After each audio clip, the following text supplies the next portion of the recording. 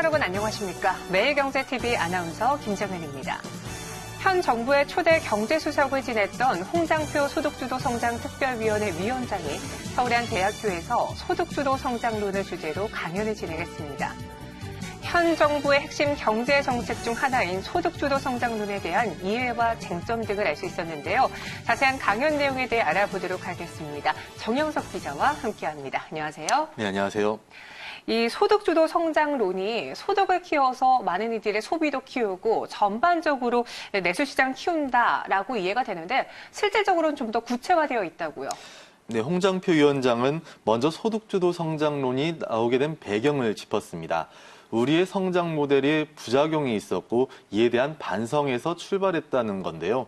특히 그동안 소득주도 성장에 대한 여러 가지 쟁점들, 예를 들어 성장 정책이냐 분배 정책이냐 같은 논란부터 임금주도 성장과의 차이, 우리 경제 환경에 적합하지 않다 등 그동안의 쟁점에 대한 내용이 있었습니다. 홍 위원장의 생각에 귀 기울여 들으시면 이해하시기 좋을 것 같습니다. 그럼 자세한 내용은 영상을 통해 보시겠습니다. 크게 보면은 정책적인 아까 세 가지가 나왔습니다.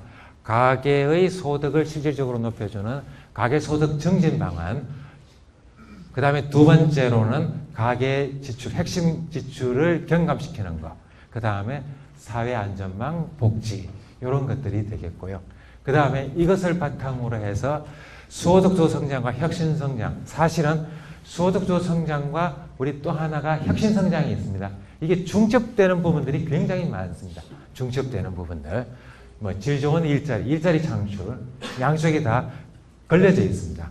뿐만 아니라 중소기업의 상대적으로 친화적인, 그러니까 대기업과 중소기업 사이에 기울어진 운동장을 바로잡는 그런 내용들을 포함하는 것들이 양쪽에 다 걸려져 있는 거라고 볼 수가 있겠습니다. 소득주도 성장과 혁신성장, 그리고 공정경제, 이 3축과 관련돼서 어떤 식으로 이제 정책이 설계되어 있고 그것이 지향하는 바는 뭐냐. 사실상 이 세 개가 함께 동시 그러니까 추진이 돼야 된다라는 것이 되겠습니다. 이 중에서 어느 하나를 빼서 이거는 좀 뒤로 늦추거나 하지 말고 또 이거는 좀 더 빨리 하고 이런 방식으로 해서는 사실 정책이 제대로 성공할 수가 없다. 일종의 세트라는 것이 되겠습니다. 세트인데 그 세트의 구조는 먼저 바탕을 이루는 것이 사실상 공정경제입니다. 그러니까 우리 대기업과 중소기업 그리고 가맹점 본사와 그러니까 가맹점주 사이에 역시 불균형한 문제들, 이런 문제들, 그리고 향후에 나아가서는 재벌 체제까지도 문제가 되겠습니다만 이런 공정경제 룰이라는 것들을 확보하는 것이 기본적으로 무조건 전제가 되어야 되는 것입니다. 그 위에 집이 지어지는데요. 하나는 소득주도 성장, 또 하나는 혁신성장이 되겠습니다. 이 소득주도 성장을 지탱하는 것들은 소득정책이 되는 것이고요. 그 다음에 혁신성장은 전통적으로 이야기해오던 기업의 투자 촉진 정책들을 바탕으로 하는 거다. 그리고 관련되는 혁신정책이라고 이야기를 할 수가 있겠습니다. 도전하고 혁신하려는 의지를 갖도록 하기 위해서는 뭐가 필요한데? 소득에 대한 안정을 이룩하는 소득주도 성장이 뒷받침되지 않으면 안 된다라는 이야기가 되겠습니다. 실제로 이거는 이제 저는 그렇게 표현하는데 혁신 안전망이라고 표현을 하게 되는데 도전을 합니다. 도전을 해서 성공하면은 당연히 그에 대한 보상이 있겠지만 실패했을 경우에 그에 대해서는 나름대로 재기할 수 있고 실패하더라도 다시 적어도 생계 정도는 보장이 되는 그와 같은 안전망이 필요한 거고 그 안전망을 갖는 것이 대단히 중요하다. 그렇게 생각을 하는 것이 되겠습니다. 또 하나, 공정경제가 뒷받침돼야 됩니다. 혁신을 했는데 내가 기술 개발했는데 이게 나의 것이 아니라 보상 없이 그냥 누가 가져가 버렸더라. 기술 탈취가 이루어지거나 기술 유용이 이루어졌다. 그럼 혁신을 할 이유가 없는 것이죠. 혁신에 대한 보상이라는 게 제대로 이루어지지 않으니까. 기술을 개발했으면 그것을 정당하게 제값을 받고 팔 수 있는 그와 같은 이제 시스템을 구축하지 않으면 혁신은 일어나지 않는다라는 점들이 되겠습니다. 그래서 혁신은 단순히 스타트업 기업들에 대해서 자금만 공급해서 될 일들이 아니라 세트로 같이 가야지만 성공할 수 있다라는 그런 아이디어, 그런 생각들을 바탕에 담은 것이다. 그렇게 이야기할 수가 있겠습니다. 우리 제조업의 대기업과 중소기업에서 이제 이들이 성장했을 때 국내의 생산 그리고 부가가치 그리고 수입 유발 기술들을 쭉 비교해보면 차이가 있다는 것입니다. 그리고 이 차이는 지속적으로 더 멀어질 것이다. 그렇게 볼 수가 있습니다. 오른쪽 그림이 보다 더 직접적으로 보여주고 있네요. 대기업과 중소기업 사이의 취업 유발 기술. 당연히 중소기업의 취업 유발 기수가 높을 수밖에 없다. 높다. 이 점들이 중요하기 때문에 우리가 정부에서 정책을 이제 구사할 때 자원을 어디에다가 투입해야 될 것인가라는 그 근거들을 보여준다. 그렇게 말씀드릴 수가 있겠습니다. 공정 경쟁이 혁신 성장에 필수 불가결하다. 많이 알려진 사실들이 되겠습니다. 중소기업들이 제대로 기술 개발했을 때 과연 정당한 보수를 받느냐, 그 문제가 되겠습니다. 사실은 연구개발비가 대기업과 중소기업에서 차이가 나는 것은 여러 연구에 의하면 두 가지 요인이라고 합니다. 하나는 중소기업에서 연구개발이 취약한 이유는 자금과 인력 부족이 되겠습니다.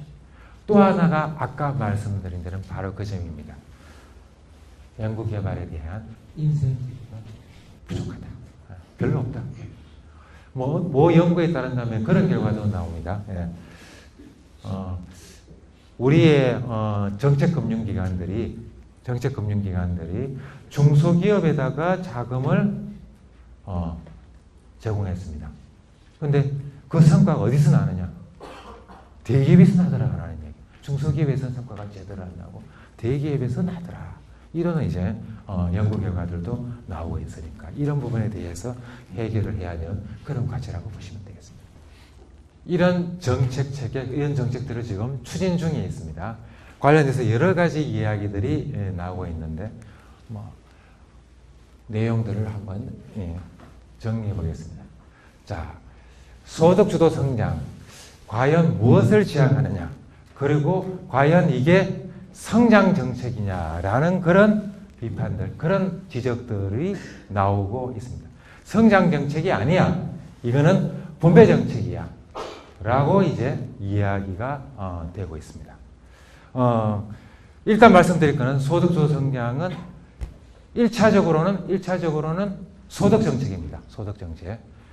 분배를 개선해서 소득주도 성장의 소득의 핵심 내용은 사실은 소득 분배를 개선하자는 이야기입니다. 불평등 문제들을 아까 앞에서 말씀드린 이 세 차원의 불평등 문제들을 나름대로 완화시켜야 된다라는 거기에서 출발을 합니다. 그러니까 분배에서 출발하자는 이야기고 포인트는 거기에 둔다라고 말씀드릴 수가 있습니다.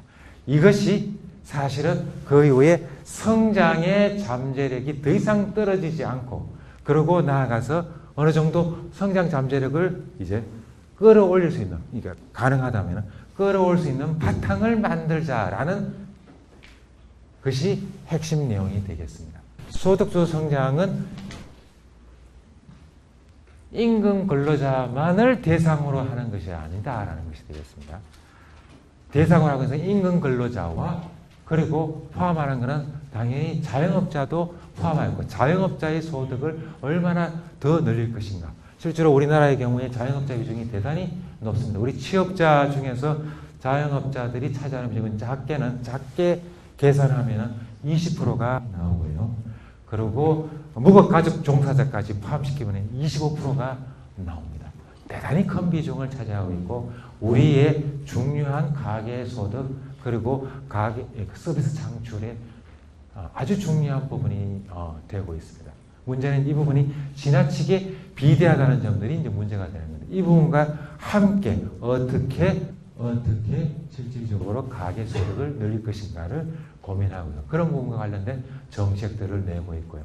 최저임금만 올린 것이 아니라 다양한 형태의 실제로 소상공인 자영업자들의 어려움들을 그리고 어떻게 하면 소득을 증진시킬 것인가에 대한 정책들을 함께 내놓고 있다. 그렇게 말씀드릴 수가 있겠습니다.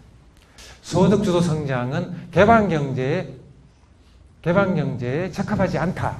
이런 이야기입니다. 이거는 이제 폐쇄경제, 그러니까 무역을 하지 않는 폐쇄경제는 실질적으로 작동할 수 있지만, 수출 그리고 수입이 많은 이제 그와 같은 개방경제에는 적합하지 않다. 이렇게 이야기합니다.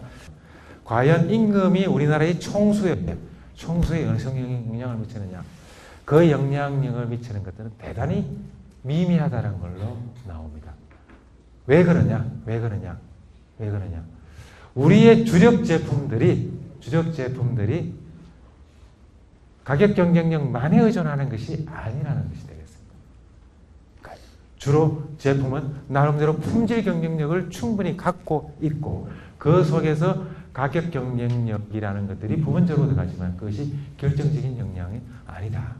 그래서 과거의 상황들을 보게 되면 과거 특히 우리가 7, 80년대와 같은 그런 경제 구조를 갖고 있는 것이 아니다. 수출 구조를 갖고 있는 것이 아니다라는 점들이 되고 있고요.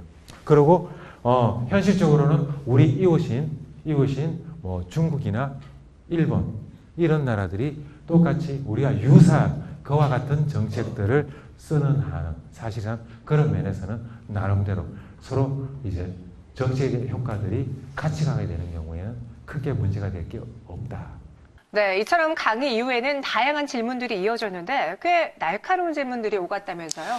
네, 강연에 참여한 학생들은 왜 소득주도 성장에서 그 최저임금 인상이 먼저 실행됐고 화두가 됐는지부터 저소득층의 소비 성향 하락, 정부 정책에서 필요한 것들이 무엇인지 다양한 질문을 쏟아냈습니다.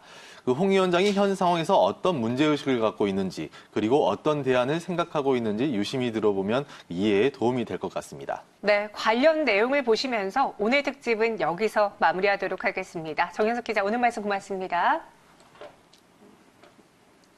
각각의 정책과 관련돼서 정부가 사실상 모든 것들을 좌지우지하는 것이 아니라 나름대로 우리가 제도화된 시스템 속에서 일정들이 잡혀져 있습니다. 예컨대 작년 5월 달에 이제 새 정부가 출범을 했습니다. 그러고 난 다음에 바로 제일 처음에 나온 게 뭐였느냐? 일정상 최저임금을 결정해야 될 시기 제일 먼저 온 겁니다. 7월 달에. 제일 먼저 온 겁니다.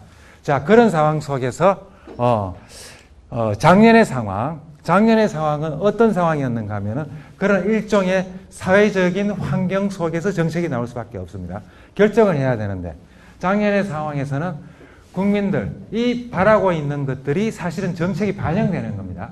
반영이 되는데 작년에 최저임금의 인상 관련돼서 우리 지난 대선 과정에서 어땠습니까? 제가 기억하기로는 5당 후보 모두가 최저임금 2만 원을 공약을 했습니다. 물론 시기에서 다소는 좀 차이 있습니다. 2020년에 할 것이냐, 22년에 할 것이냐에 대해서는 약간의 차이가 있습니다만 그런 공약이 되어 있는 상태에서 최저임금이 결정되는 겁니다. 결정되는 거죠. 자, 그렇게 되었을 경우에 실제로 최저임금위원회에서 결정을 하는 겁니다. 제도화가 되어 있는 겁니다. 그 상황 속에서 최저임금이 어느 수준으로 결정될 것인가는 사회적인 일종의 합의에 의해서 이루어지는 거고요. 그렇게 해서 최저임금이 결정되었습니다. 당시에 노측, 그리고 사측, 그리고 공익위원들이 들어가서 그 수준을 결정해버린 겁니다. 결정한 것이죠. 일종의 그분들도 사회적인 일종의 분위기 속에서 높은 16.4%가 나왔지 않습니까? 높은 수준의 임금 수준이 최저임금이 결정이 되어 있습니다.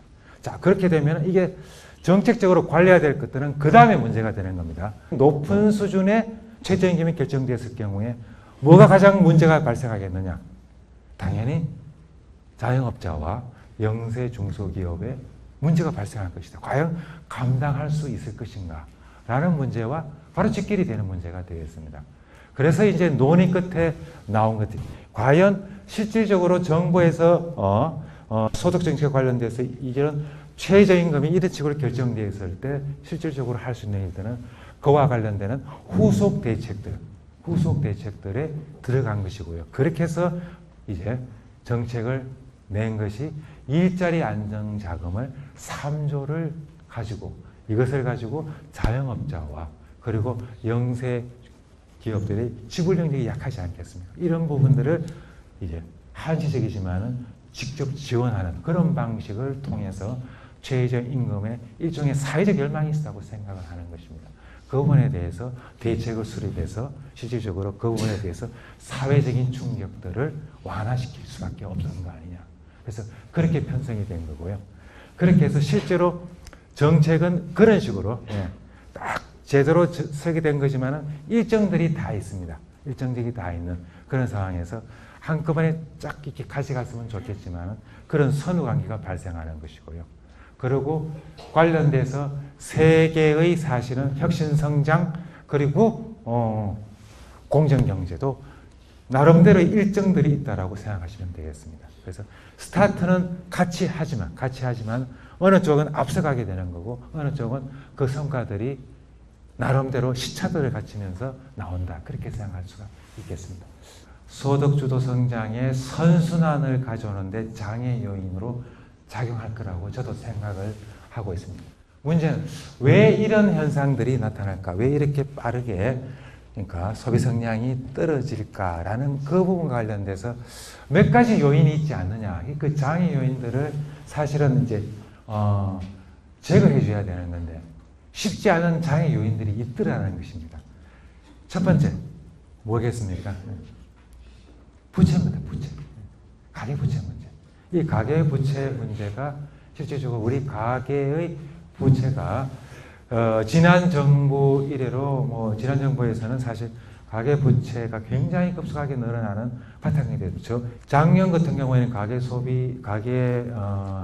부채 증가율이 2자릿수였습니다. 이것을 최소한 한 자리 숫자로는 떨어뜨려야 된다는 걸 목표로 하고 있습니다. 그래서 지금 상반기에 보니까 8% 정도로 이제 떨어뜨렸는데 지속적으로 이런 정책들을 통해서 가계의 부채들을 얼마나 안정적으로 관리하느냐 이 부분이 관건이라고 생각을 하고 있고요.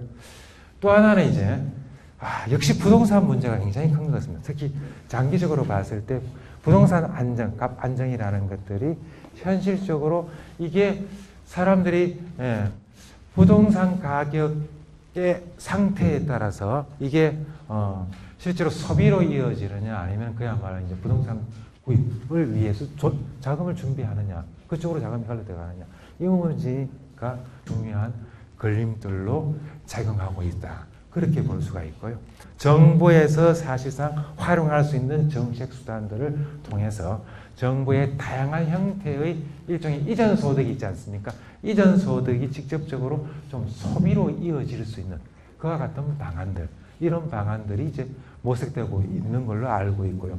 사실은 협력업체들이 특정 완성차 업체에 대단히 종속적입니다. 그러니까 종속적입니다. 그런 상태에서 GM이나 그리고 현대나 기아에 지나치게 의존하고 있는 이런 구조 때문에 그러니까 그 회사의 매출이 줄어들면 바로 문제가 발생하는 이런 구조를 어떻게 극복할 것이냐. 국내에서 우리가 4차 산업 대응과 관련돼서 일자리가 줄어들 방향으로 대응하느냐 아니면은 나름대로 일자리를 더 나은 일자리를 만들고 일자리 줄어드는 것을 막을 것이냐는 우리 하기 나름이다라고 생각합니다. 저는 생각이 뭐냐면 관련되는 산업 하나만 가지고는 절대로 성공할 수가 없고 기존에 우리가 가지고 있는 여러 가지 장점 부분들이 있지 않습니까? 그 장점은 저는 당연히 자동차 부분도 포함이 되어 있고 전자 그리고 IT 부분들이 있습니다. 이런 부분들을 얼마나 잘 연결시켜가지고 하나의 세트화된 그와 같은 시스템을 만들어낸다라면 일자리 감소 효과들은 많이 막을 수 있지 않을까 그렇게 생각을 하고 있습니다. 이 혁신 성장이라는 게, 그러니까 혁신이라는 게 이게 쉬운 게 아니더라고요. 이게 쉬웠더라면은 왜 지난 정부에서 왜 안 됐을까요? 이게 진짜 어려운 과제입니다. 진짜 지난한 과제이고요. 혁신 성장에 들어가서 여러 가지 이제 정책 시계들이 또 나와 있습니다. 지금 우리 같은 경우에 지금 현 정부에서 8대 선도 사업 이렇게 가지고 있습니다. 이거 솔직하게 말씀드리면 시간이 많이 걸립니다. 그 성과가 나는 것들은 시간이 많이 걸리는 거고요. 그리고 이제 혁신에 대한 일종의 기반을 조성해서 가는 것도 굉장히 중요한 문제입니다. 근데 이제 왜 혁신이 안 됐을까 하면은 저는 그 생각을 굉장히 많이 해요. 혁신에 대한 토양이 과연 우리나라에 지금 현 상태에서 얼마나 잘 돼 있는가를 되물어야 된다고 생각하는 겁니다. 스타트업에 대해서 굉장한 자금들을 투입했어요. 굉장한 자금을 투입해서 그러니까 포인트를 두고 싶은 것들은 뭐냐, 그 속에서 성공 사례들을 발견해내는 겁니다. 성공 사례. 그렇게 해서 우리 대학에서 공부하다가 연구실에서 공부하다가 실제로 이렇게 해서 성공했다. 이런 것들이 세상에 알려지면 그러면은 사람들이 움직이지 않겠느냐. 이런 것이 되겠습니다. 나아가서 중소기업 역시 마찬가지가 되겠습니다. 그런 중소기업 역시 우리 기업들이 이제 독자적으로 기술 개발해서 이렇게 혁신에 성공했고 대기업이 이렇게 도와줬다라는 것들을 만들어내는 이제 그런 분위기를 만들어내는 이런 것들이 과거에는 어느 정도 있었다. 특히 우리 그 김대중 정부 시절에 일종의 벤처붐을 일으키지 않습니까? 물론 역사책에는 그렇게 남아 있습니다. 벤처붐은 거품으로 끝난다. 예, 거품으로 끝납니다. 그렇지만 그 당시에 만들어진 세대가 오늘날의 일종의 벤처기업의 사실은 창업 2세대가 이제 만들어져 있는 것이 되겠죠. 남아있다는 것입니다. 그 흔적들은, 그런 인력들은. 그래서 이제 우리 정부에서 그와 같은 분위기들을 만들어내고 싶은데, 조금 더 기다리겠습니다. 여러분들도 좀 고민해 주시기를. 일자리 그 자체는 사실은 정부의 정책에 의해서 정부는 일자리를 만드는 주체이기도 하지만 동시에 일자리를 만들어내기 위한 민간의 지원이기도 합니다. 그래서 그런 시스템을 만들어내는데 돈들이 꽤 많이 들어가고요. 실제로 아주 엄밀하게 이야기한다 그러면요, 민간 부분에서는 계속 일자리가 줄어들고 있죠. 대신에 늘어나고 있는 부분이 공공 부분에서 늘어나고 있습니다. 그래서 그나마 지금 일자리 감소, 일자리 증가폭이 둔화되는 속에서 일정하게 공공의 일자리 창출이라는 것들이, 그러니까 일자리 감소를 줄이는 그와 같은 막는 그러니까 역할들을 하고 있고요. 관련돼서 일자리 창출은 저는 그렇게 생각하고 있습니다. 일자리 창출은 기본적으로 민간에서 일자리가 창출되는 것이 바람직하지만 정부에서도 필요한 부분에 대해서는 직접적으로 적극적으로 일자리 창출에 기여할, 직접적으로 창출해야 될 그런 부분도 있다. 그렇게 좀 답변을 드리겠습니다.